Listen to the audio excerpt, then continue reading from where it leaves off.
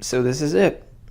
This is the first episode of the Our Intellectual Dark Web podcast. Our first episode is going to be with a woman known as Serene Desiree. She is a co-host of the FTW Podcast, and she spoke with us today about radical feminism and cult behavior. It was a very enlivening discussion, and Serene was a very well-spoken first guest for this experiment in our sub. So I think that went well, and you'll see that for yourself soon enough. I do want to talk a bit about this podcast itself as well as the state of our sub. I am hoping to keep this going on a somewhat regular basis. We may develop a separate channel on YouTube for this podcast as well as on other sites. I still need to talk to the other moderators of the sub about that, but I think once we reach an agreement, we can go from there. Hopefully one day we can actually get a central member of the Intellectual Dark Web on as a guest. That I think should be one of our long-term goals, whether it's Sam Harris or Eric Weinstein or Dave Rubin or whoever. I think that would be something fun for us. I think that would be a true high watermark for us. Bringing the discussion back to the short term, however, I would like to use this time to invite you to give any feedback about what we can do to improve the podcast on a technical basis, on a stylistic basis, any basis whatsoever to improve the quality of the presentation. Obviously, there's some improvisation to be done here. There are some lessons to be learned along the way, so I'm happy to learn them and continue to suggest guests as well as topics for these podcasts so that we can go ahead and reach out to the relevant persons and get these things in the works and have them done as expediently as possible. I think that's enough for now, however, so I will now give you Serene Desiree. All right, and we're on with Serene. Welcome, Serene. Hi there, how's it going? It's going pretty good. So, why don't you tell us a little bit about yourself, what your background is, and how you found your way to the IDW community?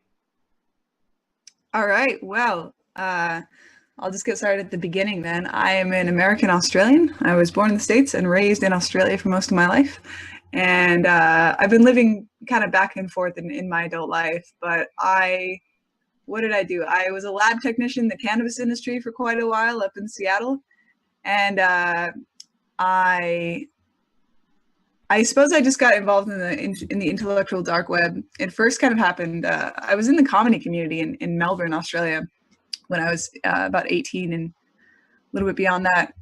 And I first started to notice that the radical feminists were beginning to deplatform people for things like talking. It kind of first happened. I first noticed it. Do you remember the Tosh.0 fiasco back in? It's foggy. Yeah, there was a comedian called Daniel Tosh, and he made a rape joke on stage, and it kind of went viral because people were saying that he was essentially condoning rape. He was making a joke about it, and after that, and it really hasn't stopped since then. Comedians, especially in Australia for some reason, really like to deplatform people for even talking about rape, especially men, especially white men. And I first began to notice that, so in my comedy community, first of all, which was fairly left-leaning, one guy, I won't name his name because I don't want to bring hell back on him, he opened up a debate as to whether or not rape jokes should be allowed to be said on stage. And so it was equal parts. I think there were 3 people in each side. And radical feminists kind of took this and made it into a viral campaign. They started sending him death threats against him and his family. A bunch of terrible things started to happen. And it kind of ruined his reputation and his career, along with the careers of other people. He ended up not doing it because his wife and child were being violently threatened. I think they even threatened to rape his wife, which was kind of ironic given that they didn't think rape jokes were okay. Yeah. And so at that point, you know, I identified as a feminist. I maybe was about 18 at this point. I identified as a feminist, but I started to see that I started to really distance myself from it, and it kind of made me look into other avenues. Because, you know, he was my friend and he was a really good guy. Like he was never in any way inappropriate towards me or any women I know. He was really supportive of women in the comedy community. And so this guy that I knew, who was of great moral character, as far as I still know, was just being lambasted by these people who didn't even give him a chance to talk. I remember they went to a show one time and kind of just essentially deplatformed us. And then when it was his turn to talk, they all left at the same time. Like there were 50 of them just protesting. And when it was his turn to talk, like they didn't even want to listen. And that really stood out to me. And so I started to, I suppose, go on this personal journey of trying to listen to people I didn't agree with. And I came across Joe Rogan, and Christina Hoff Sommers was a big one for me. And anyway, I've always been really interested in kind of cult mentalities. I've always been really interested in Stephen Hassan, who's an expert on this, and some others. And yeah, just I started to realize that kind of this extreme political ideology was really leading to a very unhealthy morality that people are seem to be adopting. And yeah, I came across Jordan Peterson a couple years ago, and just like most people, he just completely changed my life. I went on a different pathway. I started really delving into learning and self-improvement, and I haven't looked back since. So I think that's my story. Okay, great. Well, that's all very interesting. Peterson has changed my life a bit too. Perhaps in a more superficial way. I merely copied his diet when it was not what it is now, but back when it was only meat and plants. I adopted that as my diet. That's the one I currently have now. I'm now 30 pounds lighter. Wow. So yeah, I started that in April. So that's a big thing. Maybe you could say his clean your room up first doctrine set in, because I was definitely thinking I need to do more to take care of myself, because I no longer am on my parents' health insurance because I turned 26 last year. So you know, these were the thoughts in my head, and I realized I needed to make good individual choices to maximize my chances. But anyway, so you mentioned the radical feminists and cult mentalities. I think those are two very salient topics that concern the IDW and its greater audience across the world. So let's start with radical feminism.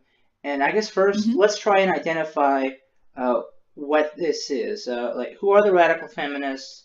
What do they believe? How did this come about? And let's go from there.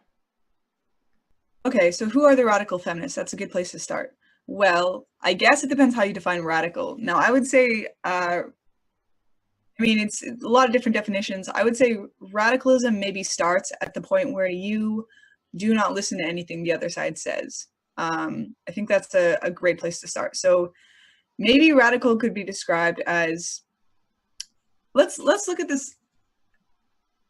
Let's look at this evolutionarily a little bit. I like to bring things back to evolution.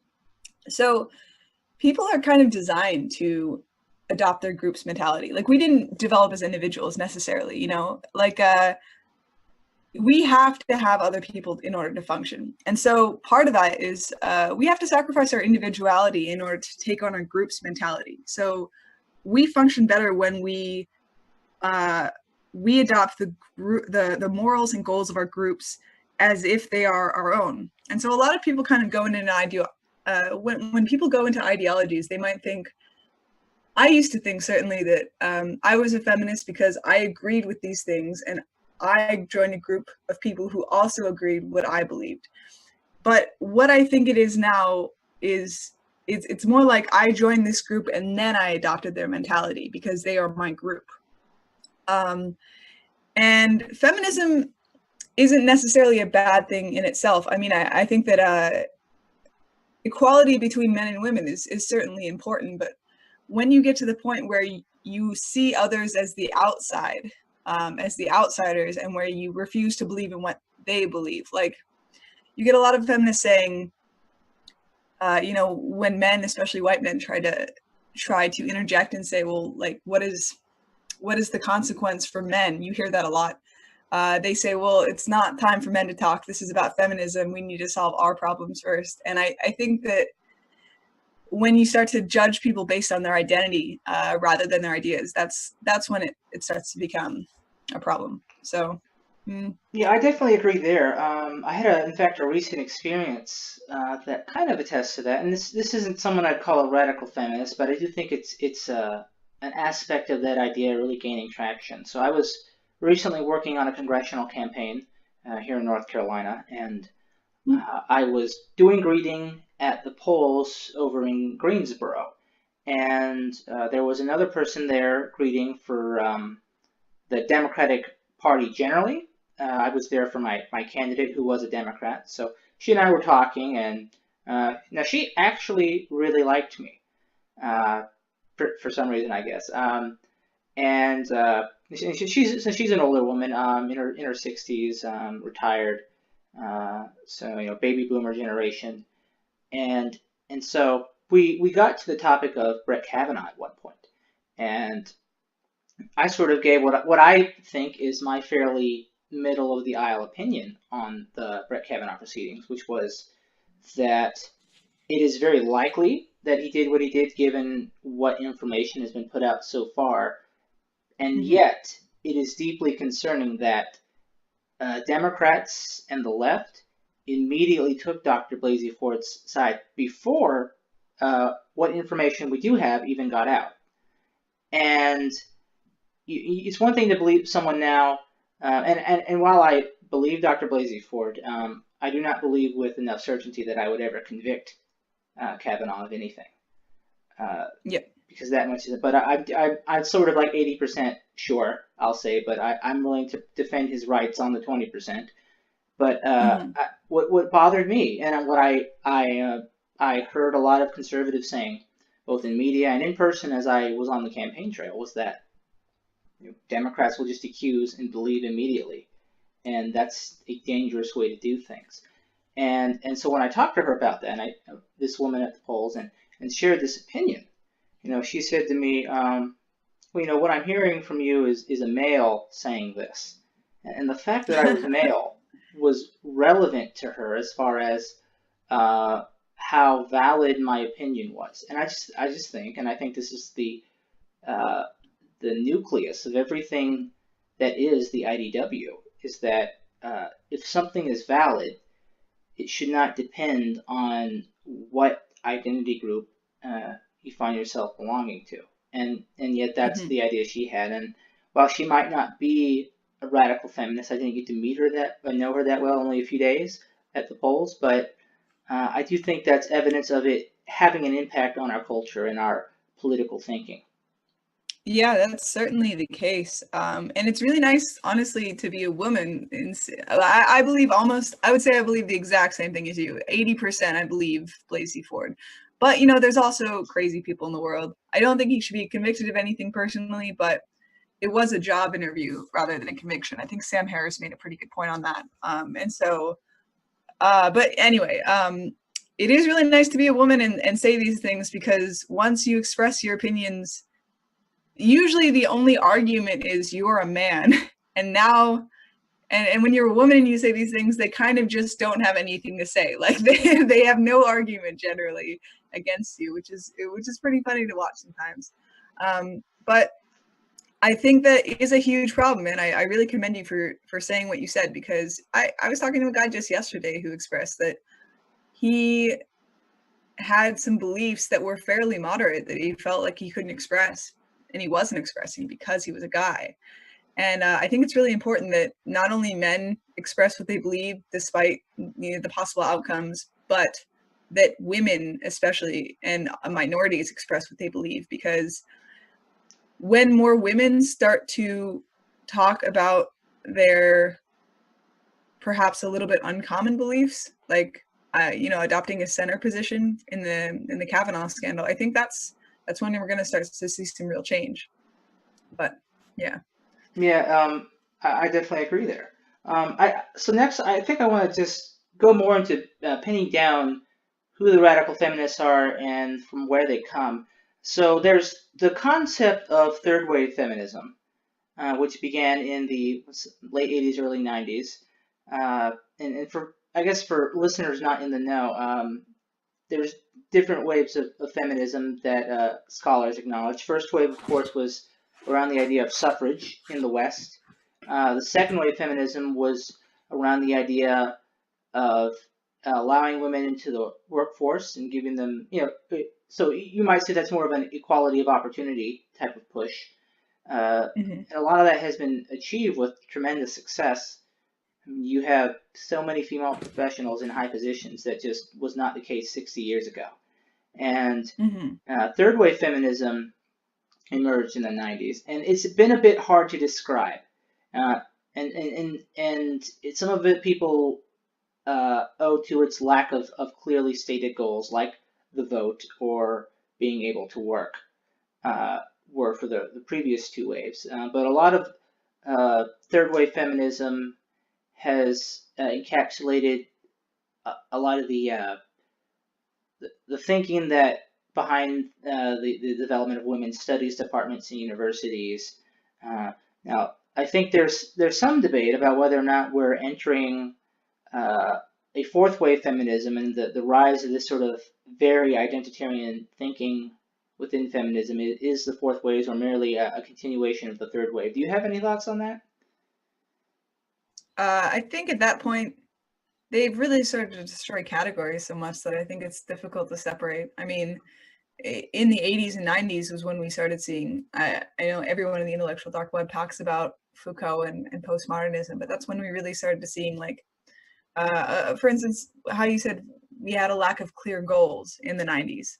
I mean, I feel like it probably is just a continuation of third wave feminism. At this point, I don't know if you can even call it feminism. I mean, when gender doesn't exist, does the word feminism even make sense anymore? All right, so yeah, It's I kind think of just that's a deconstruction into a puddle rather than a wave, but yeah, I'm I not think you're sure. getting into a good point here. So, and I'm reminded of Sam Harris's remarks back from 2016 about the Pulse nightclub shooting in Florida, and the responses that Hillary Clinton, Barack Obama, and Donald Trump had to it.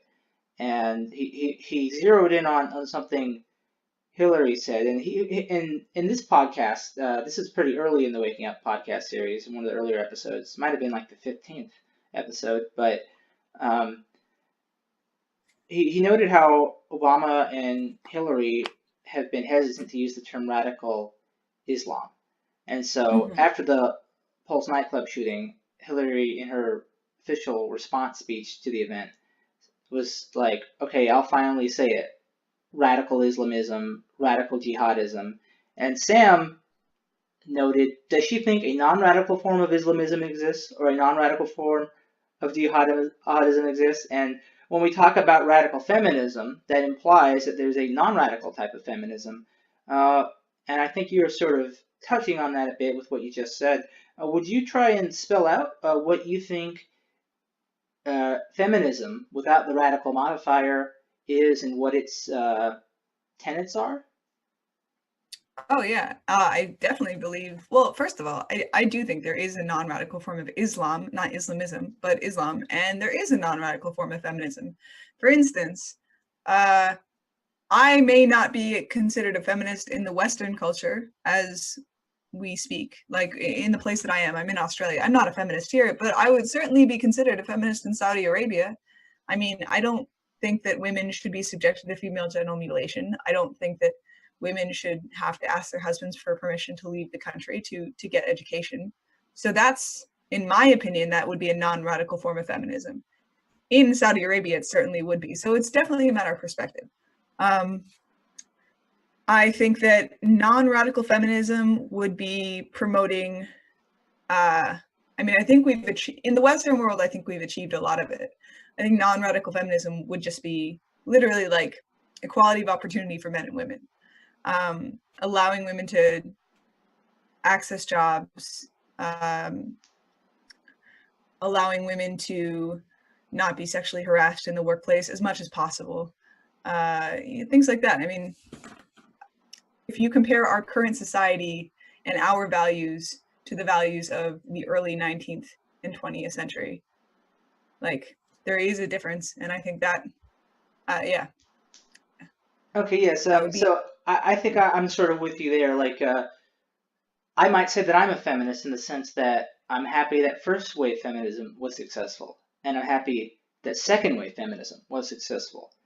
I think if you believe in democracy, it's natural that you want women to vote, and I think if you believe in a truly free market and free society, women should be able to find employment and be reasonably hired without discrimination. So those are the things, and then everything related to that, like you said with genital mutilation. That should just be a basic no, and it should be a non-starter for any decent culture. So Mhm. yeah, but you're right that what's feminist in the West now that seems to be not concerned with those questions. It seems to be concerned with things. An idea that comes to mind is a movie comes out and there's a feminist review of it, and this movie had female characters that were stupid. Therefore, it was a bad movie, kind of thing. Do you know what I'm talking about? I feel Yeah, like yeah, I yeah. feel like that's sort of touching on a lot of the what feminism is understood to be now, and I almost feel like because of that, feminism is by default in the West considered to be something radical. Mm. Well, if you use it as an ideological lens through which you see everything, I mean, I think that it's feminism. Maybe you can think of it as an ideology, and maybe you can think of an ideology as a tool through which you see the world. I mean, so feminism is definitely a good tool to use sometimes, but when you apply the wrong tool for the job, it doesn't work out and it becomes radical. Right. Yeah. So, That's definitely true. mm, Okay. So one thing I think that might be useful to address as well is uh, there's radical feminism. There's been this sort of counter movement to it that's sometimes described as masculism or meninism. Um, to what extent do you think radical feminists, in many ways, create a culture that is worse for women by um, through the toxic environment that they create, through their poisoning of the well so comprehensively? They basically develop reactionary, angry men. So we're talking about men's rights activists or the men go their own way types. And I've seen some of this stuff. If you ever look on our Red Pill, it's just the attitude that those guys have toward women is overwhelmingly negative, shockingly yeah, negative. I don't know if you've yeah, read any of the posts there.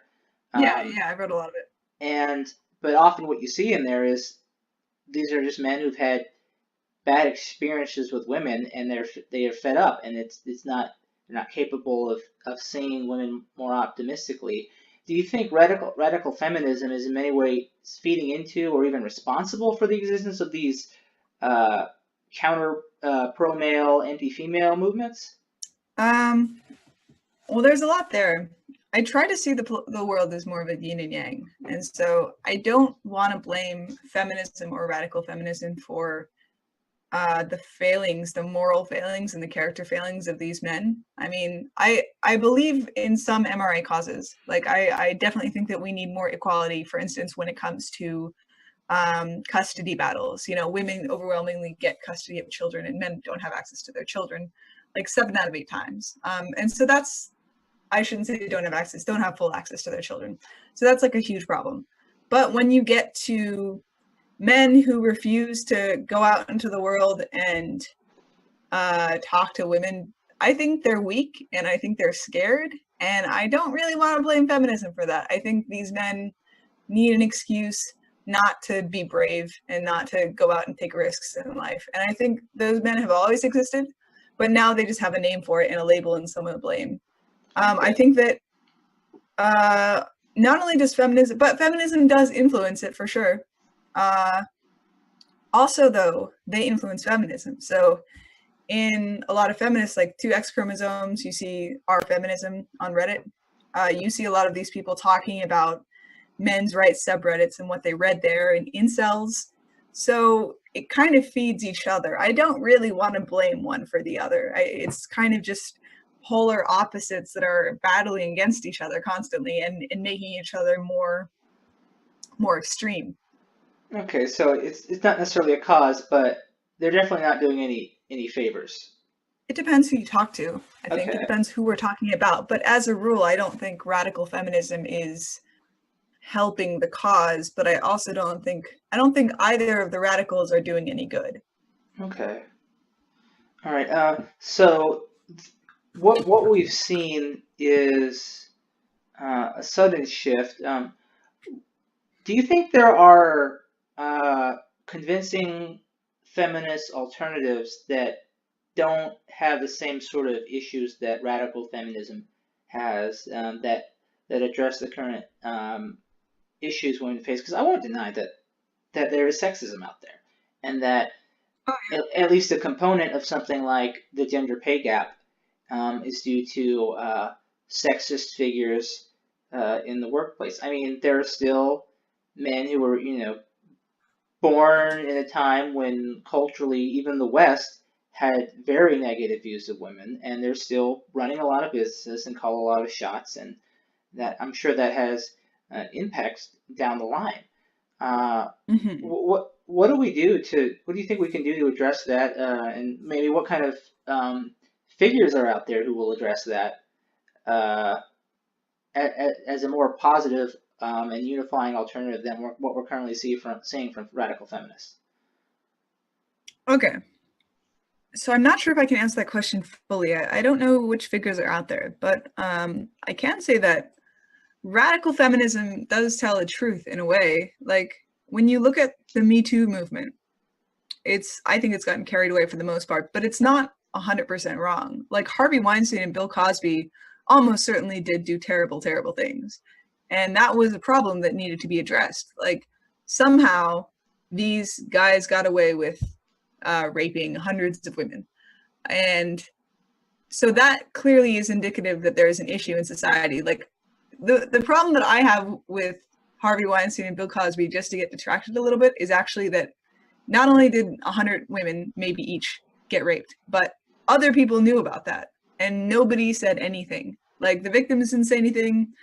People that knew the victims didn't say anything. Harvey Weinstein's secretary actually pointed the women up to the hotel room and said, "Oh, your meeting got canceled.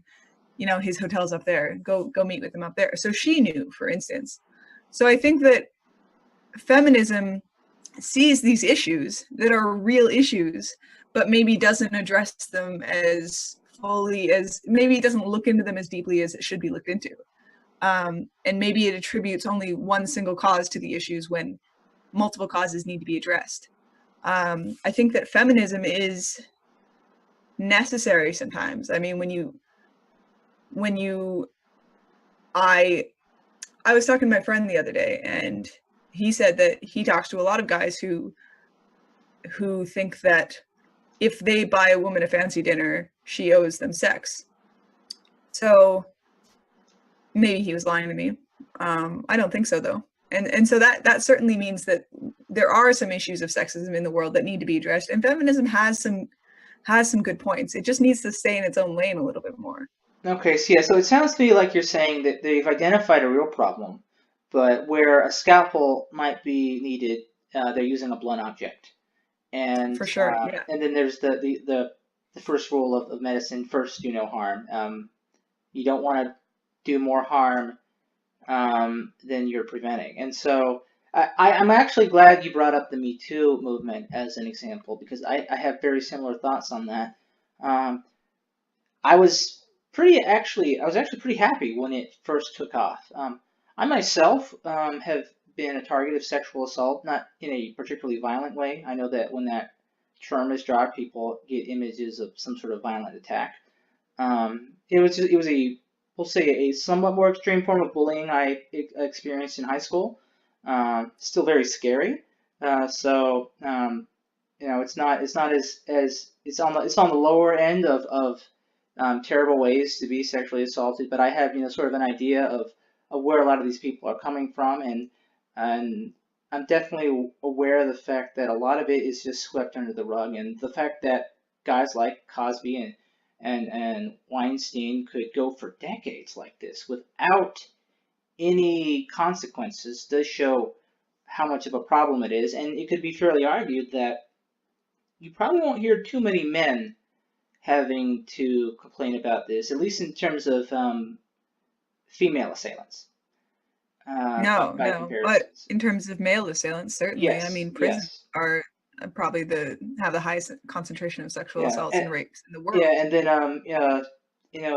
a man hit Kevin Spacey with a Me Too accusation, and Spacey basically admitted it, even if it was indirect, and he tried to turn it into some sort of coming out, feel bad for me because of my homosexual struggles kind of thing. But yeah, Forgive me if I'm wrong here, but wasn't that guy a child when that happened to? Wasn't he yes, 14? yes, it was yeah, that, so I guess he wasn't a man as a victim, he was a boy. That's a good clarification. Yeah. But yeah, so it can be male on male, we'll say.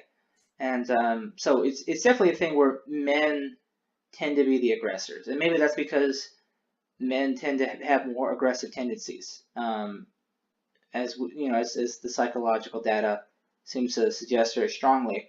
Um, and I shared the view at the beginning when Me Too really took off. It was about a year ago, about this time a year ago that it really became a thing, I think. Yeah. Um, once the Cosby accusations and really gained momentum, it seemed to uh, flower into a whole um, Pandora's box of exposing a lot of these bad people. But Hmm. we've come, when we came to the Kavanaugh thing, I feel like the Kavanaugh accusations are in many ways part of this Me Too movement. Um, what concerned me was the belief people had immediately. I feel like when it first started with Bill Cosby, people weren't immediately believing. It really was after it gained traction and people talked about it and shared their story, their information, that people became convinced. It took a while, I think. People were not immediately believing it about Bill Cosby, but they immediately believed it with Kavanaugh. Um, Hmm. and I mean, I saw Democrats, in person, on my news feed, describing this man as a rapist, and they don't have any of the facts. And so I think that's a big part of where it's gone too far, and we're in the blunt object phase where we're Yeah, throwing out especially our because curiosity about fact finding. We're throwing out epistemological discipline about the approach, mm, and that's naturally going to make a lot of people, it's men in particular, very nervous as a result. And I see a yeah, lot of people feeling that way. you've got a really good point there, especially because even if Blasey Ford was 100% right, he was not a rapist. And there's a difference. Although laying on a woman and groping her is not a good thing to do if it's not consensual. It's not rape. There's a difference. And I mean, anything could have been going through his head. Something could have been going through his head, like, oh, this is wrong. I need to stop. Um, and so I think radicalism, part of it is when you take a concept and you kind of bolster it to be something it's not anymore. I think a huge part of the Me Too movement, while I think a huge amount of it has been overwhelmingly good, we do see this rewriting of the past that probably shouldn't be happening. Like, you see women who have had instances happen to them. Okay, so say for instance, I'm just going to make up a story.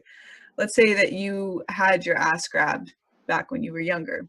And in the past, before the Me Too movement, it was bad, it was annoying, but he was a pig and you kind of got over it. Now with this Me Too movement going on, you're rewriting the past to make yourself into a victim. This was sexual assault. You were traumatized. And so sometimes, and cults do this too, like this is a product of radicalization, I would say. You're rewriting the past to make it worse than it was. And that's when it becomes a problem. And so with this Kavanaugh situation, everyone who is calling him a rapist is actively rewriting the past to make him a worse person than he was, and that's where it becomes an issue. Yeah, I think you've really hit the bullseye there, because it's almost as if, and I think this is true of the cult thing. We'll get more into that when we approach that topic. But it's almost as if there's this movement of gaslighting going on, and that's scary for this reason, because we've already seen a lot of that happening on the right wing. I mean, if you just look at the Trump campaign and the way the Republican Party followed suit, it's just basic denial of human reality as we've always known it, being perpetuated and spread over the web, over social media, and over even major news outlets. And so it's concerning when it seems like there's this bubbling trend of similar behavior on the left. And that makes it serious, because if both sides are just going to not give us the basic dignity of a reality upon which we can all agree, I don't know how we're going to progress as a society, or not go backward into something darker. So there is that. But I think if we just narrow the focus again to Me Too stuff and sexual misconduct, there is this tendency to reinterpret things as worse than they were, even if something bad happened. Now, I don't think all of it's crazy. So back in, I think, January, February, Monica Lewinsky wrote a piece basically saying, it's occurring to me that maybe the very existence of my relationship with Bill couldn't have been based on consent, simply because of the power differential. I mean, him being my boss, not just her boss, but the most powerful boss anyone will ever have. I mean, the President of the United States, and she's an intern. To what point does that make the issue of consent moot? I think those are valid concerns, but then we have things where people play grab ass, and they're a sex offender and need to be castigated as such, 30 years later. And I've had people do stuff like that to me, and I don't like it. Men and women, I've had stuff do stuff like that to me. When I think of me as having been someone as a victim of sexual assault, I don't think of those things. I think of specifically this one guy who targeted me, this one bully. And even now, so this is 10 years after that occurred, I would never dream of outing him, because you know what? I reported it. It got dealt with. He was punished. And, he was a high schooler then. He's a grown man now. He might well have learned from it. He's probably, I hope he came out better of it. I certainly would not care to meet him again. But I would not want to throw away his opportunity to redeem himself and to be able to do good for the world based on that. And I feel like that's something that is at stake with the current direction of Me Too, especially when we're recontextualizing the past without much restraint. We do certainly need a way. We need to define. I think a lot of the issue that we're having between the right and the left is that we have a hard time in coming to consensus on rules, like at what level, which actions are unforgivable completely. Because there are probably some actions that are completely unforgivable. I mean, that's why we have the death penalty in life in prison. If you are a serial killer, I don't think you should have any recourse. But we keep going down the chain. Like, now grabbing someone's ass is a sexual offense, and maybe you have to get entered into a sex offenders registry for it. I'm not sure if that actually happens, but that's just an example. But like, at what point do we give people recourse for their actions in the past, and what do people have to do in order to prove that they deserve it? I think that's a good question. And I think that because we don't have these categories, we don't have boundaries, we keep sliding into more and more minor crimes. And so we definitely need some categories here, some boundaries. Yeah, I think, once again, you hit the nail on the head. the blurriness of the lines of acceptability are a big problem here. And where with a lot of issues, you could just have a peaceful discussion and sort of try to hash out what a good rule of thumb is. The issue here is that if you try to enter this discussion and you're on the losing side, now everyone knows that you touch this person in this way, and touching this person in this way is now considered unforgivable. And so the stakes are so high with this conversation, which isn't true of a lot of other discussions where we want to figure out what maybe the nuances are. You know, it's like when you talk about a hypothetical moral dilemma, like you see in schools or some books that have them in, you know, a whole list of them. You know, you can sort of opine, well, what might be the right course of action, and since it's hypothetical, you can be wrong and not have to suffer for it. But here we can't actually figure it out because there's just so much disincentive for one side to take part.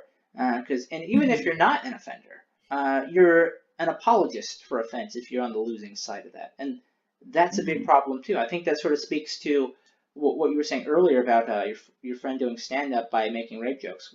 You know, nobody thinks he's a rapist necessarily, but they do think he's an apologist for rape, and they come at him with the same vitriol and bloodthirst as if he were a rapist as a result. And I think that's part of the issue here. And you know, if the lines are not clear, then, and you know you can't have a debate, what do you do? Well, I know from my perspective, being a young male in this environment, I basically have no existing incentive to ever make a move on women, because I don't know what kind of approach could completely destroy my life. And there's this notion now, and I think it exists with radical feminists, that if they feel harmed, if they feel microaggressed, regardless of what your intentions were or what you actually did, the mere fact that they think it happened is grounds enough. If they think you were doing something wrong, then it was sexual harassment. It was sexual harassment by the very nature of the power structure. We live in a white patriarchy, and you are a white man who said this, and this is how this person who isn't a white man felt. So you know you're guilty. And I think what we're going to end up saying is just a lot of men are just going to, well, I mean, men go their own way. That's almost the only rational, and I've seen a lot of stuff those folks say, that's a very dark way to live. I don't like the mindset behind men go their own way, but that's almost the only rational way forward for a lot of men, because if an imagined harm is enough to expose someone on Twitter as some sort of sick offender, and then all the social backlash that comes from that, and then inevitably professional backlash, why would you do that? So those are my thoughts. I don't know why I would ever hit on a girl, even if she seemed like a genuinely likable person. I'd have to know her extremely well and feel very confident that that's just not something that's going to happen to me. Well, that's an interesting way to put it. I think that, okay, from what I've seen of the MGTOW movement, it seems to me that the men going their own way movement, it seems to me that a lot of these perceived threats come from observing this echo chamber. I mean, we're constantly reminded of these extreme cases where men are villainized for, you know, having sex with a woman in kind of like when they're both drunk, let's say, or, you know, she regrets it later and reports it as rape. But I don't think that's how real life generally happens. I mean, there actually have been a few circumstances in my own life where people have been kind of lambasted for things that I don't think they deserved. But maybe one of the solutions, and this is just my own idea, but in my own life, I generally tend to see that, and by the way, I'm from Seattle. And so I think the guys in Seattle are a little different than they are in other places. But I definitely tend to see guys who tend to agree with women no matter what, because they want to get laid. And that's how I interpret it. And so you do see these radical feminists who have these guys who are just completely agreeing with them, going along with whatever they say. I think part of the way No, you're to talking about the whipped male feminist. yeah, the whip male feminist, but also, I mean, that's part of it. But like, okay, for instance, it happens to me sometimes. Like some guy will express feminist beliefs, and then I'll say, "Oh, I'm not a feminist. Like I don't believe that particular thing," and then he'll go, "Oh," and then he'll start agreeing with what I believe. So it's like, yeah. So it's like, no, you just completely changed your position. It wasn't like a long drawn out conversation where we exchanged ideas and he maybe came over to my side. It was like, oh, I want you to suck my dick in the future, so I'm going to agree with you now. It's and you get that a lot. You do see that a lot. And I think part of the way to deal with this is, first of all, don't just encourage women in whatever they believe. And guys have to do that a little more. They have to start voicing their own opinions. And I think that's going to be a way to maybe tone down this whole feminist movement. If women begin to see that it's not a sexual advantage to be a feminist, if it's a sexual disadvantage, I think they're going to start easing off a little bit. But that does require a lot of bravery, and I'm not sure if a lot of people have that. The second thing is, I don't like, if you talk to a woman, here's maybe a tip for guys. If you talk to a woman and she's a radical feminist, which you can tell, she'll say buzzwords like patriarchy. Here's a rule. If you talk to a woman and she uses the word patriarchy, don't sleep with her, because it's probably going to have a lot of issues associated with it. If you talk to a woman and she seems rational, maybe another rule could be like, don't sleep with women until you know them a little bit better. Or like, don't if you hear a woman expressing ultra feminist beliefs, like, just don't hit on her, don't be in the same room alone with her, don't get drunk with her, like, just avoid her like the plague, and try to only associate with women who are normal and rational and aren't caught up in this crazy mindset. I mean, I know a lot of women who don't believe stuff like that and wouldn't accuse a man of rape unless they'd actually raped them. And I think those are the overwhelming majority of women. Maybe not in Seattle, unfortunately, but so if you're in a hyper liberal area, it's gonna take a little bit more work to find them. But I don't think it's so hopeless that you need to go and isolate yourself and not have contact with women. I think that's just I think a lot of that just comes from the fact that you're on the internet and you're constantly seeing all these horrible cases happening. And I don't think that's the reality that's really around you, but that's just my opinion. Okay. Well, I would say, just speaking to my own observations, I do spend a lot of time on the internet and see that stuff. But then I go out in person, mostly for stuff with the Democratic Party, because that's really most of what I spend my time doing. And I hear people say these disturbing radical feminist things in person, and then everyone applauds. And yeah, because that's scary. You're also hanging out around the Democratic Party, which is mostly okay. Fair enough.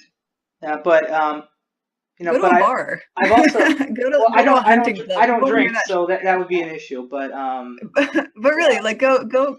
What if you went to a hunting club? You think you would find that there? Not saying you should, but like, go like to I don't care, whatever you're interested in, mycology convention. You're probably, maybe mycology, but just go to something, do a hobby that you're interested in that has nothing to do with politics. You're probably not, crazy people tend to congregate in the same areas. You just have to avoid those areas, dude.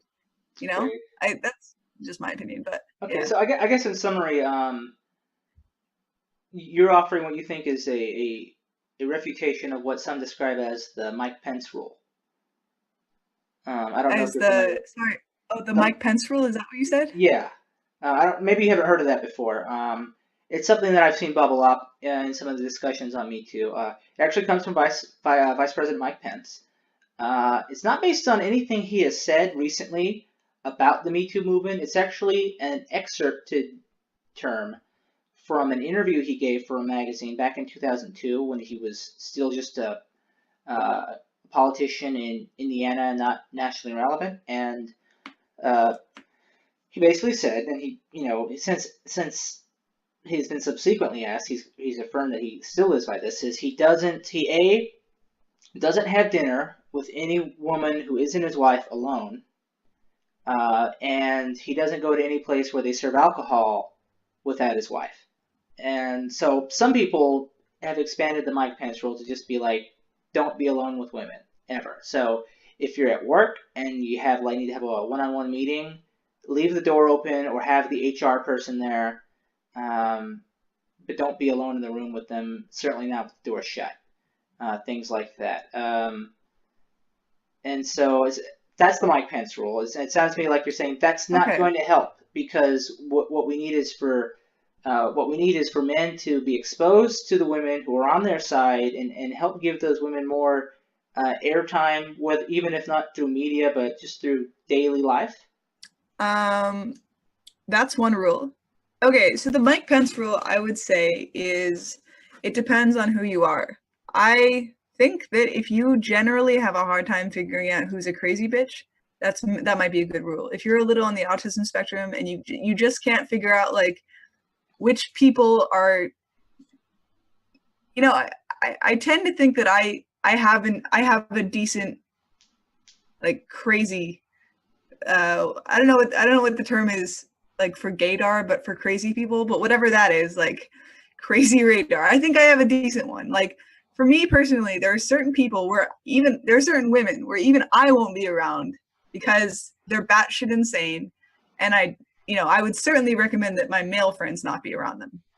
But if you have a hard time figuring that out, that might be a good idea. Now, the thing with Mike Pence is that he is a magnet. He is a magnet for crazy people because he's a politician. And so a lot of people are seeing him on TV. He really is that might be a good rule for him. I mean, it's certainly going to keep him out of trouble. The motivation, as I recall him saying, is that he's a man who holds political office. He's trying to keep himself beyond reproach. He's also evangelical, so that might be part of it. But if you're going to have power in our government, power over the lives of your fellow citizens, it's useful if you can avoid the kind of temptations that would lead you to make unethical decisions with that power. And it seems like it's somewhat an attempt to do that. I think the second rule, okay, for normal people, I would say a really good rule, and I try to use this in my day-to-day life, and it's a little bit harsh, but pick your friends wisely. If you hang around people who lie to you about anything, like, really, and I tell my friends this too, like, if you lie to me, I will not trust you, and I probably won't hang around you very much. I mean, there's a little bit of give there, but really, don't hang around people who lie. People who lie about little things are then going to lie about larger things if given the opportunity. If you hang around people who deceive you and they end up hating you later, they're probably going to try to fuck you over. So that's a really good rule. And another one is, like, sex is very powerful. And so if you're especially, I want to say especially for women. Yeah, it's very powerful for men, but I think women especially are, if you look at evolution, like, a man can just have an orgasm and kind of leave. He doesn't actually have a lot of, evolutionarily, men don't have as much need to be attached to sex. But when a woman has sex with someone, she has an evolutionary incentive to be bonded with them and have an emotional relationship there, because if she gets pregnant, she needs a father to help her raise the child. And that's incredibly helpful. It might be a life or death situation. And it especially was in our ancestors' time. So when you have sex, I would say be very, very discerning about who you have a sexual relationship with. And that's not, any sort of sexual relationship, like, even maybe down to the people that you, like, make out with. If you're messing with people's emotions, it can make them do things that they normally wouldn't do. And so for guys, I would say, like, if you want to avoid a difficult situation, maybe just don't have sex with any random stranger. Like, don't have sex with some woman who you think's hot and you met at a bar, because she could have some mental illness she could be kind of on the borderline between crazy and normal, but once you have sex with her, it just pushes her all the way into crazy territory. So, I think that sexual promiscuity has a lot of consequences that we don't really take as much notice of as we should. Okay. All right. So I think this has been a pretty productive discussion on radical feminism and some of the current issues it's connected to. But you also wanted to talk about cult behavior and mentalities, and particularly how they've been developing more thoroughly within our current discourse, and it's connected in some ways to, like you said, radical feminism is sort of an example of it, but you wanted to speak about it more generally. So could you just sort of give me I guess your opening thoughts about this issue? Yeah, for sure. I want to preface by saying I'm a fucking idiot, and you shouldn't expect me to have an expert opinion. As the general audience, you shouldn't just take what I say as the word of God. Definitely do your own research here. But Well, I'm a guy from Seattle, so I'm going to agree with you. okay, you're from Seattle too. Nice. I think. Well, I'm actually from North Carolina, but you know. Okay, yeah. All right. So, what I will say here is that I have been reading a fair bit about cults. And Stephen Hassan is a really good first resource to look into if you're interested in this. He has what's called a BITE model, and I won't go through everything, it's a lot, but he outlines some of the factors, some of the symptoms of cult-like behavior. And, I've started to notice, and it's becoming more and more frequently that I'm noticing cult-like behavior in both sides of the political party. And now you're seeing different symptoms on both sides. They're not all displaying the same symptoms, but like, when I talk about cult-like behavior, what I actually should probably say is undue influence. And so we think of cults as like the Moonies and the Jonestown and Scientology and stuff like that. But you can see the same behaviors in pimps who have like a whole series of hoes, and you can see the same behavior in Amway marketers. Like, the cult mentality is universal to humans, and so you can trigger it in probably most people, maybe everyone in some form. But I would say it's most strongly seen in cults. Like, maybe cults have the most symptoms out of everything, but both sides of the political spectrum, I think, are starting to edge closer to that, and we're having it's a little bit concerning for me. So, for instance, I think the echo chamber effect is probably the best, possibly the most talked about symptom of this. So, you have people, let's say, I'm gonna go for the right, because we've really been bullying the left a lot. But Yeah, I think I was going to ask, if you didn't touch on it. The radical feminists seem to be an example of this cult phenomenon on the left. What's something on the right that's just as bad? Yeah. So on the right, you definitely see okay. So when you have the echo chamber effect, it kind of means, I'm sure most people understand what it means, but you have people who only associate with other people in that group. And so a good symptom of this is, like, think about yourself. Do you have any friends, if you are a Republican, do you have any friends who are Democrats? Do you have any friends who are on the left at all? If you don't, you're probably in an echo chamber where everyone is telling you the same information. Like, the Kavanaugh example was really great. Like, how many of your friends did you have a chat with who didn't believe what you believed about Kavanaugh? Do all your friends, if you're a Republican, believe that it's a complete violation of free speech, that she was lying? Like, if you only got fed half of that story, there's a good chance that you're in an echo chamber. One thing that the right has that the left really doesn't as much is a charismatic leader. And you see that in Trump.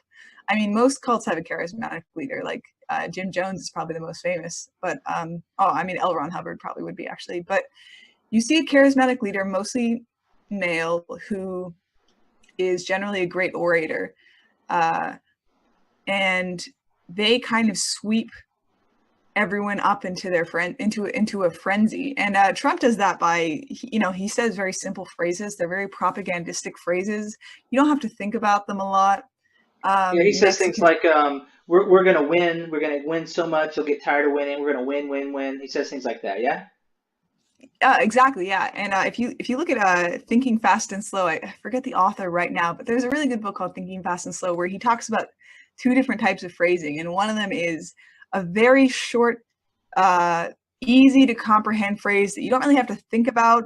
It kind of just like goes straight into your subconscious in a way. Like, it doesn't really go through any mental barriers where you're like, what does it mean to make America great again? I think with Republicans, you see a lot of these phrases like, guns don't kill people, people kill people. Well, don't you think that's a little simple? Like, we're having it's like there are a lot of issues to do Yes. with guns, Well, and I I've don't often think that joked. one phrase.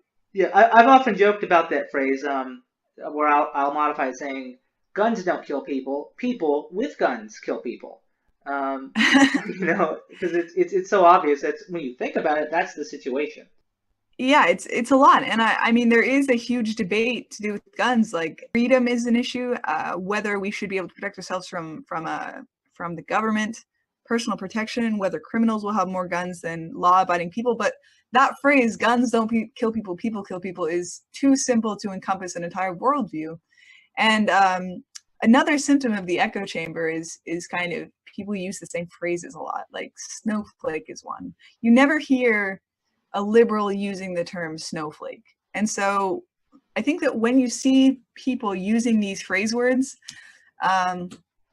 you generally, when you see people talking about politics and they're really in that echo chamber mindset, they'll use a lot of the same phrases as other people use. They use a lot of the same arguments.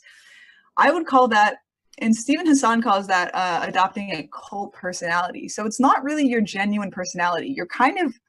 We really are made as human beings are really made to adopt the morals and the groups and the goals of their group. And so in reality, I would say that's more like you're sacrificing a part of your individuality in order to take on the group's characteristics and personality. So I think the antidote to that is just kind of giving people the opportunity to become greater individuals, or encouraging people to develop their own individual mindsets. I think the antidote to that is like start to try to research the other side's opinion, no matter what it is. Like, and see whether how your friends respond when you disagree with them. Like the more diversity of opinion there is in your friendship circle, the less likely you are to have these issues. So yeah, it sounds to me like you're sort of describing, especially with how certain common terms come into use. It sounds like a nefarious version of the sequence by which a regional dialect can develop, right? So I live in North Carolina. It's the South, and there's certain things that are said in the South that aren't said in the North or on the West Coast, or at least not as much. So an example is the word y'all. Some people might say you all or you guys in other places, but y'all is fairly distinct to the American South, and that's a result of essentially a type of echo chamber put on people by just the proximity, right? Who you spend your day-to-day life with over a long period of time. It's sort of like a dialectic echo chamber. Now, what we have now is sort of like we see these sort of regions forming that are more in our heads, of where, especially aided by the internet, where conservatives all get together from different regions, from the South, from the West Coast, and the North, and they develop a common vernacular with words like snowflake. And similarly, liberals do the same thing. Maybe the word patriarchy is an example of that. You don't hear conservatives talk about patriarchy unless they're refuting it, but it's not something that they're talking about as something they really believe in or are concerned about. And I think does that sound about right to you? That this is basically like a toxic example of that process? Yeah, it's the exact same process. You have identifiers by which you denote how one group is different from another, and you identify with your tribe based on how you talk, not only how you talk, but how you dress, how you act. And in a way, Southerners, by using y'all, are kind of identifying and kind of sacrificing, again, a part of their individuality to embody the archetypal Southerner. So it is a spectrum, definitely. And I suppose the question here is, how much of our identity should we be sacrificing to the group? And certain countries definitely have, and certain identities and certain groups definitely have different ideas of how much you should sacrifice to the tribe that you're part of. Another part that I wanted to talk about with Trump is that a big problem with Trump I'm seeing right now, and he is definitely the charismatic leader. When Republicans who are very pro-Trump talk about him, they don't ever seem to see his negatives. And so, for instance, one big one that I've noticed is like Trump what did he get? He gave it some sort of excuse to get out of Vietnam. I forget what it was, but Bone spurs. his doctors. Oh, bone spurs. Yeah, that's right. You never hear Republicans talking about that. And Republicans are generally they really support the troops. They're very into bravery, especially on the battlefield. They gave Clinton hell for being a draft dodger. Supposedly, he wasn't actually. But, and this is not me defending Bill Clinton. I don't like the guy. But technically speaking, he was not a draft dodger.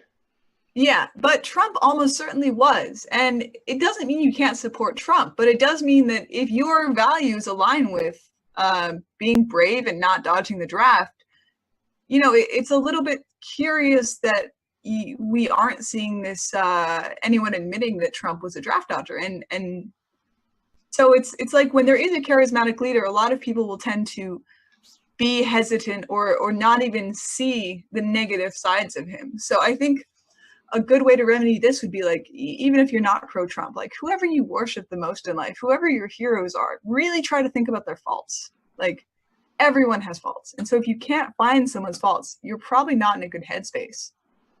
Yeah, I think that's an important thing to do. So I'll draw a personal example.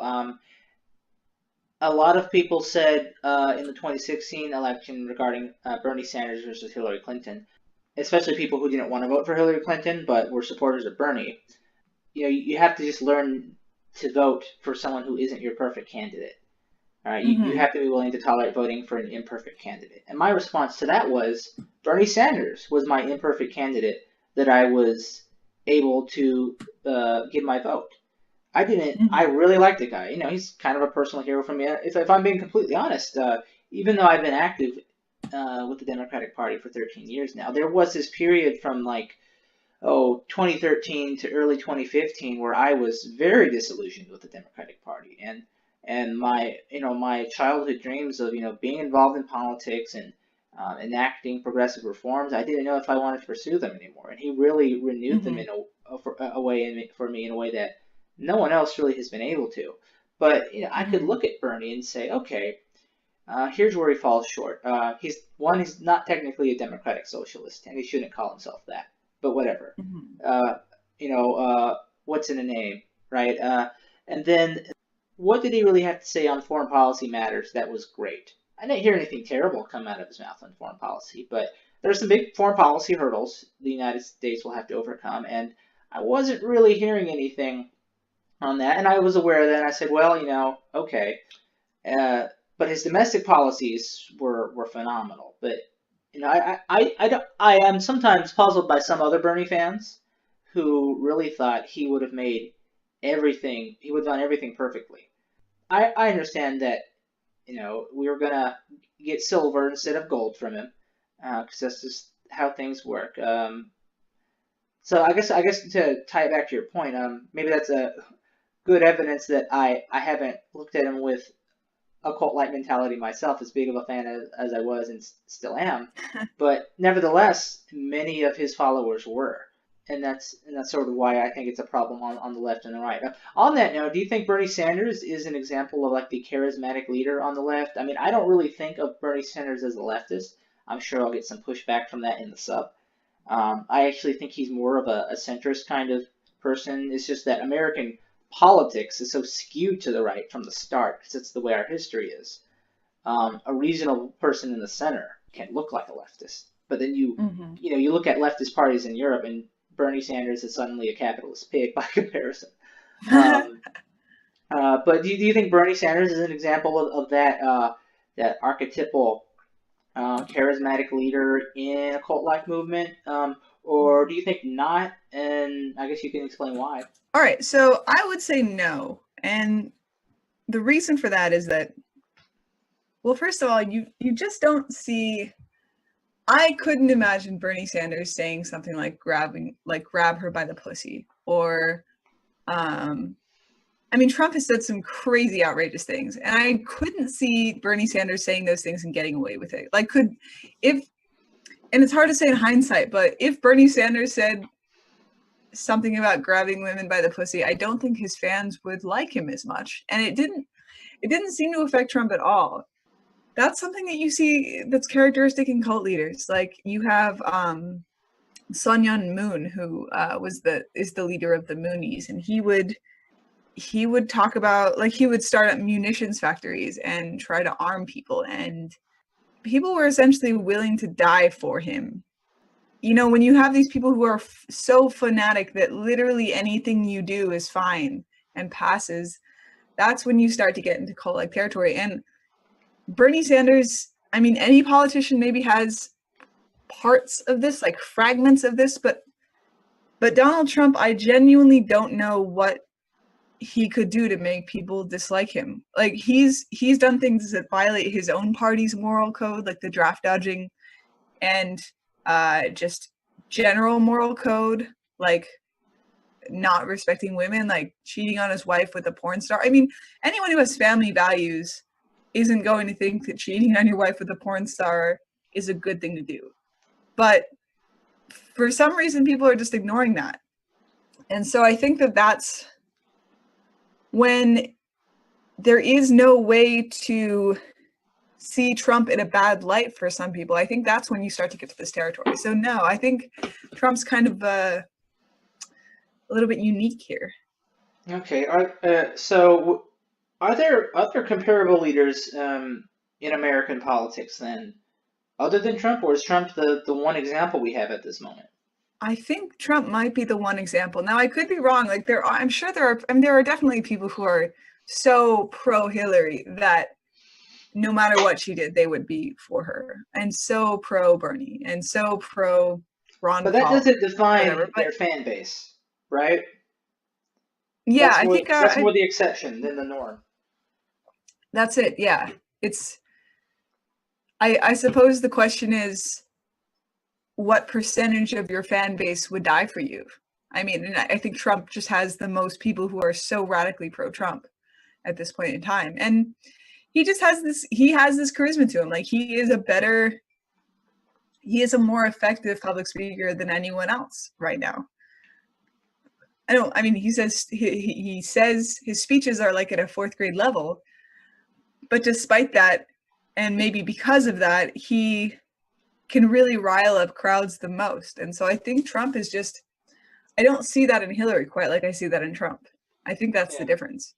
Well, he seems to have 40% of the country who will be behind him no matter what. And you talked about how his speaking ability is subpar but effective, right? It's, you might say, intellectually subpar, but you can't argue with results. And I almost wonder if Peterson often talks about how we've determined that there's definitely a bell curve of an IQ distribution in the human population. I almost wonder if you want to lock in the voting block of the lower 40% of that bell curve, the way to do that is to talk like them, and they have just as much of a vote as the upper 40%.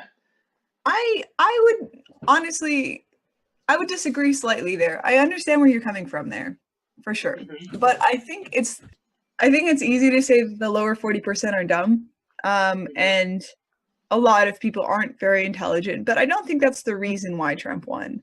I think the reason why Trump won is, I like Carl Jung. Carl Jung's kind of Jordan Peterson got me into him, but I read him a lot, and he talks about kind of different types of personalities. And some people are intuitive sort of people, and they may not be as verbally proficient, but some people, those types who can just read other people really well, they can like size up a guy really quickly. Uh-huh. I think Trump's one of those guys. He can size up a crowd really well, and he can understand the underlying context of something without necessarily being able to verbalize it. Do you think this comes from his background as basically being a marketer? Because, I mean, he often tries to tout how well he's run his businesses, but I don't think he has good evidence to support that. But I do think he does have good evidence to support that. He's been very good at marketing things. Like, I can just remember as far back as like 2003, and this is before he was quite the caricature we think of him now, but still a celebrity. That's when The Apprentice was out. I remember he was going on the news and just saying a bunch of mean things about Rosie O'Donnell. And it's like, well, why is he doing that? And my mother said to me, he's doing it so he can get publicity and people will watch The Apprentice. And That's exactly it. and we watched The Apprentice. We not because of that, but we liked the show. We thought it was a good show. We were actually kind of fans of Donald Trump at the time. Yeah. Just to close what I was saying, it's his marketing ability, and he clearly has that, and that's translated him into, once he entered politics, into becoming this cult-like figure. It is his marketing ability, but it's more than that too. And I think that he can understand he definitely has a great marketing ability, but he can understand the feelings of a crowd, and he can tap into it better than anyone else can. And you can see it. I mean, you can see how crazy crowds go when he says, "Make America Great Again." Like, he knows what they want, and he knows instinctually that they hate identity politics, that they hate Hillary Clinton, and he's tapping into that anger and that they're tired of bullshit. Like, I think that maybe Democrats have more intellect and maybe Republicans have a little more wisdom, but you need both. You really need both. And maybe that wisdom is like maybe wisdom isn't the right word, but it's kind of an instinctual knowledge that you can't necessarily verbalize all the time. And I think what Republicans were feeling was like, fuck this identity politics thing. All these intellectuals think they're better than us. Because they read a lot of books, they think that statistics are all that matters. And they're right in a lot of ways. Like, just because your IQ is 10 points higher than average doesn't mean you know the solutions to the world's problems. It doesn't mean that you can just deconstruct traditions in Western society. And it doesn't mean that... It also means, as Peterson has often said, that being more intelligent doesn't make you better. It doesn't make you even good, necessarily. No, it doesn't. And I see it a lot. Like, I tend to do this myself. I'll have a conversation with a friend, and I'll start talking about statistics, and instantly they'll roll their eyes and be like, because a lot of people just don't believe in statistics, and there's a good reason not to, honestly. A lot of statistics are forged, and they can just, or the data isn't correct, or they're biased, or whatever. Like, there's a lot of reason not to completely just worship intellect like we do these days. And I think Trump he just tapped into that. He tapped into that anger and that fear, and that the fact that people were just pissed off at Hillary, and like, Hillary's the best we got, really, like, out of anyone. We just chose another Clinton. Trump is a very intelligent man, and I don't think that we give him enough credit for that. I agree there. I think Trump is a lot smarter than people say. If you're just talking about his cognitive ability, as just a physical performance of his brain, he's definitely above the average. How educated he is on certain matters, of course, is not as much as we'd want. I mean, he clearly doesn't know things that you'd hope a president would know, but he is definitely smarter, and it's probably has enabled him to know how to work a crowd well and get the kind of positive responses that he needs to get elected. And I think just to address some of the anger that he tapped into, and this has been discussed heavily, I think, in the IDW, but it's just, you take these intellectuals, you take these fact slingers, and who wag their fingers at, say, ex-factory workers in Michigan or Ohio, and tell them, you're part of the problem. You're an oppressor. You need to check your privilege. Right? You say that to someone who, this is someone who lost their job in a factory and then lost their home in the subprime mortgage crisis back in 2007, 2008. And the person saying that is getting cut a six-figure check, and they're the ones complaining about privilege. And then Trump says, are these people annoying? Why don't we just fuck them? Vote for me. And then they say, yeah, okay, I'll vote for you. Yeah, fuck those guys. And part of me also wonders if some of the people who are loyal to him know that he's bad, but their loyalty to him is based on the idea that he's bad for everybody, which is to include the people who have been screwing them over, like all the rent-sinking elites, as Eric Weinstein might call them, did not want Trump to win, and these people who just know in their gut that something is wrong with American society. that things are not fair and that the system is rigged against them. This was a way, even if they can't make their lives better, to be the only ones whose lives aren't getting worse. To bring the bully down with them, with their own bully. Like he's a son of a bitch, but Donald Trump is our son of a bitch, so we're going to support him. Do you think that's a part of it too? I think that's certainly a part of it. I mean, Okay. the system did need to change.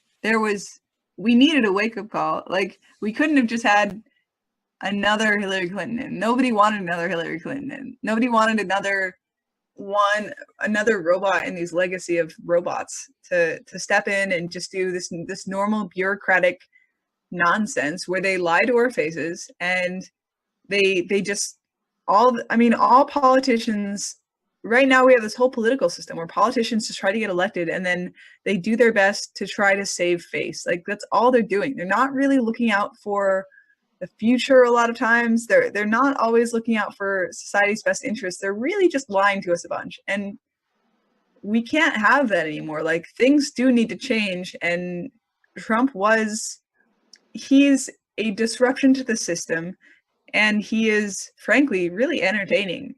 Like, that, I think that's a huge factor. I think it's like, oh, Hillary's going to be another boring combo. She's just another domino in this long trail of boring politicians, and then you just have this combo breaker, this like you just have this guy who just is completely different and says stupid shit, and you kind of want to see what'll happen. I mean, that's definitely the feeling that I got. I didn't vote for Trump. I didn't actually vote. I didn't like anyone. I didn't know who to vote for, but if I would have voted, I probably would have voted for Trump. I mean, he was interesting, at least. And I didn't vote for Trump. I wrote in Bernie. But it was weird because when the election results came in, I didn't feel horrified. It's like you said, he's entertaining. I felt entertained. Or during the debates when he said to Hillary, because she said, it's a good thing that someone like Donald Trump is not in charge of the law in this country. And he said, because you'd be in jail, right? That's a disgusting thing to say in a presidential debate. And yet I was entertained by it. My reaction in that moment was not horror. It was, oh man, did you hear that? It's like, oh, and I think that does help. I think you're right there. He's entertaining in a way that other politicians aren't, and it's a distraction. It can distract from his flaws in a way. Maybe that's what you're getting at. Politicians don't traditionally use because they try to distract from flaws with just more boring nonsense that's not fun. Mm-hmm. Yeah, I agree with you. We've talked a lot about the idea of a charismatic leader in the cult behavior stuff, but there's more to it than that. There's more than just that factor. What are the other pieces of this puzzle that are unfolding? And maybe that can be more attributed to the followers specifically. And we talked a lot about Trump, but what's something that's happening to a lot of these different groups and movements? Well, I think the American lifestyle is contributing to it a lot. And I think that we unconsciously, without realizing it, are kind of putting ourselves in a position where we're becoming easily indoctrinated. Like, I'm going to write an article. I mean, I am writing an article about this, so keep an eye out. But Serene Desiree. But I think that, for instance, Americans receive about 1 hour less sleep than we did, 70 years ago. So in like 48 or so, we receive on average 6.8 hours of sleep a night. I think about 15% of Americans get 5 hours or less sleep per night.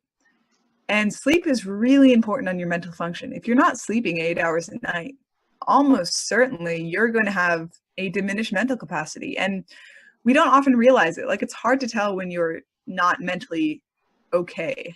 A lot of crazy people don't really know that they're crazy. A lot of people who are indoctrinated don't know they're being indoctrinated. So when we don't sleep, and cults use this tactic a lot. Cults will have their followers sleep sometimes like 2 hours a night, or skip nights of sleep, only sleep every other night or something, because it's much easier to influence a person when they're not mentally functioning at 100%.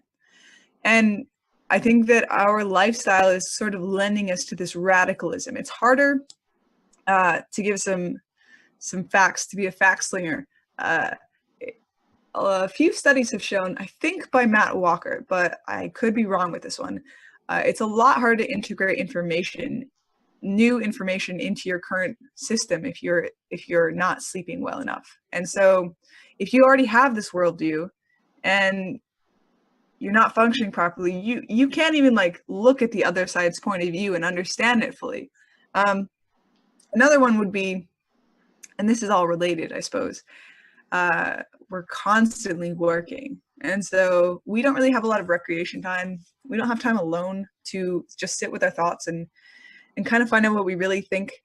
We're so busy that everything just kind of has to be passively absorbed instead of really, really thought about. And I think a part of that is like, we're in a huge debt crisis right now.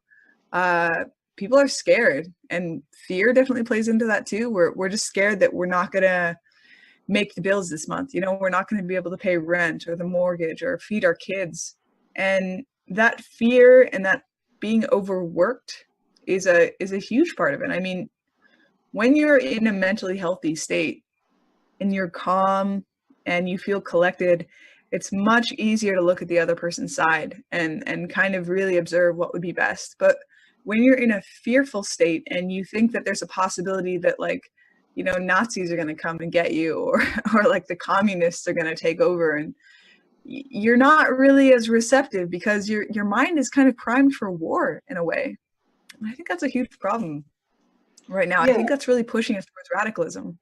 Yeah, I think to support your point about lack of sleep hindering the acquisition and retaining of new information, that this was a topic on the Joe Rogan podcast some months ago, where he had an expert on about sleep science, and he talked about just that. And he said one thing that really surprised me. He says if you're doing like some sort of physical training that requires muscle memory,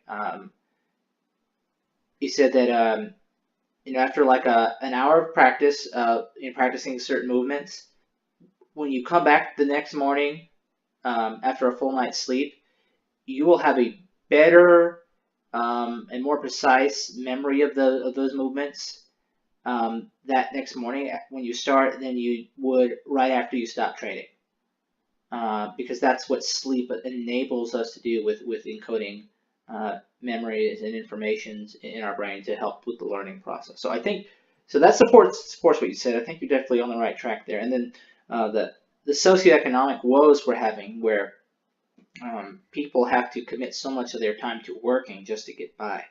It's the common phenomenon where people are working 50 to 60 hours a week, working 2 or even 3 jobs to get by, and that's true of a larger share of the population than has previously been the case.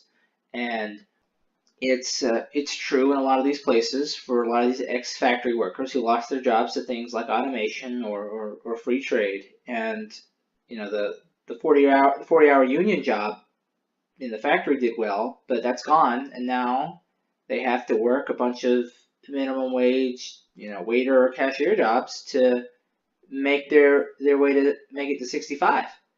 And they're going to be very tired. And then, so you take those people, those frustrated people who are not functioning at their peak mental capacity due to lack of sleep, and then you put a manipulative, charismatic guy like Trump next to them. I guess what you're getting at is it's not too surprising that this cult-like behavior can develop. Now, I don't want to get back into Trump too much because we sort of picked that apart a bit. But is that sort of like a picture that you're trying to paint?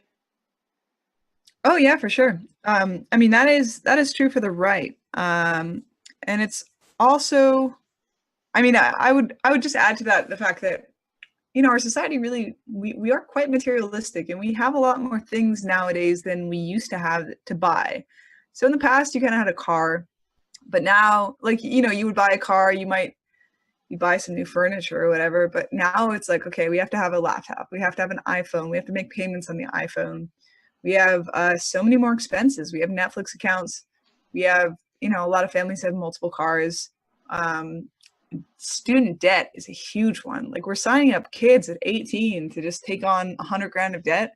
And then, I mean, they're children. Like, they they can't even drink yet, but they're It just brings like into fine question to whether sign. or not it's kind of destroying the traditional model of college as a way of developing yourself professionally and always being a net positive. Because if it's really expensive, then and you have to go into debt, like at what point do you actually lose more money than you're making by going to college? Oh yeah. Yeah, that's a big issue there. And you're sacrificing, I mean, this is pretty true for the left, I think. A lot of them are college educated and they leave and now they can't get jobs because they did a gender studies degree.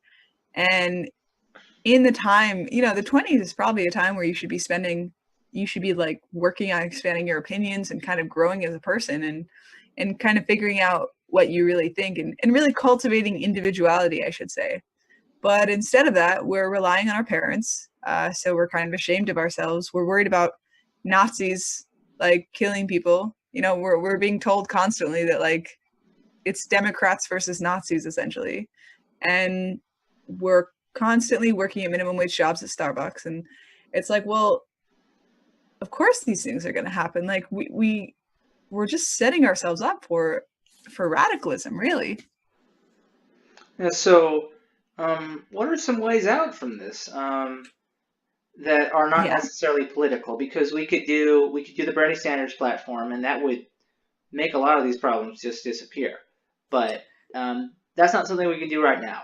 But I guess to sort of adopt a more Petersonian perspective is, what can we do to clean up our rooms so that we're better able to contend with reality?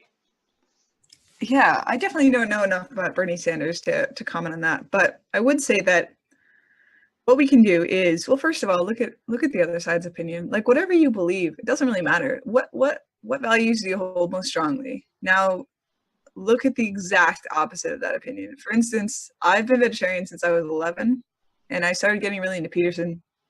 And now I've been looking into eating meat. And I'm pretty sure I might adopt the that crazy carnivore diet, at least for a little while, and see how it goes. Or if you're a feminist, like, look into men's rights activism. Like, why can't you be a feminist and a men's rights activist? You can be both. Like, you can be pro men's rights too. So I think that's one thing to do intellectually is just really question your leader, obviously. But another one is like, make sure you're getting enough sleep. Don't stay up all night looking at the internet. Don't constantly inundate yourself with news. Instead of just thinking about news all the time, like, maybe sit down and just talk to some friends about shit that doesn't have anything to do with politics, or like read a book, or just sit with your thoughts, meditate. You shouldn't only be absorbing your ideas from your echo chamber. I think that's a really important point. Also, I think financial literacy is probably pretty important. I don't mean to finger wag here, but like learning about interest rates. Do you need a loan right now? Like, can you get away with just taking the bus instead of a car? It's not always possible. But do you need to go to college? Like, do you need to take up all that debt? I mean, I think those are really important points to make, because freedom is very valuable. And not having to work 3 jobs just to get by is something that you should try to do, even if it takes some sacrifice right now. Another one is like, besides getting enough sleep, which might be the most important thing, and regular sleep too. Like, try to go to bed and get up at the same time every day. That's important for your circadian rhythms. One more thing would just be like prioritizing nutrition. A lot of cults will use protein deprivation as a way of manipulating people. I think the Hare Krishnas do it a lot, like vegetarian diets. And, I've been vegetarian almost my whole life. Like, that's okay. Just make sure you're getting enough of your nutrients, I would say, like, especially your protein. Because if you're not getting enough nutrition, your brain isn't going to be working as well as it should. And it's probably going to create some problems. So, yeah, just like, I think we need to start. I mean, self-care is another one of those buzzwords, but really self-care is important. Like, make sure you're getting enough exercise. We should be taking care of ourselves physically, I think, a lot more than we are. We tend to live in this, right now, the internet's drawing us into this crazy cerebral space where we're like in this imaginary world that's populated by our ideas. But, there's this other world going on called reality where we need to live in the present moment a little bit more, live in our bodies a little bit more. And that's something I need to take into account too. So yeah. Yeah, I think I that's could do better on that myself. Yeah, I guess I just want to. Are there any other trends in cult behavior that you wanted to address? Oh, there were plenty, but I think that's fine for now. I will be publishing an article about it pretty soon, though. And by the way, I'll plug my podcast while I'm here. I do a Okay. podcast called FTW Podcast with Carlos Dillard and Serene Desiree. So we interview experts on their expert opinions. So we've talked to a mycologist so far, schizophrenia expert, and an astrophysicist, like all sorts of crazy people. So if you're interested in that, please check us out. We're on YouTube, any podcast platform you can find. It's it's a red image with a little white circle around it. So yeah, check us out. All right, that's great. Well, thanks for taking the time to talk with me, Serene. This has been enlightening all throughout, and it's nice to hear some balanced, even-handed opinions on issues, particularly those of the current direction of feminism. So thank you. Yeah, thank you, Joseph. I had a really good time. Best of luck. I'm glad you're doing this. Thank you.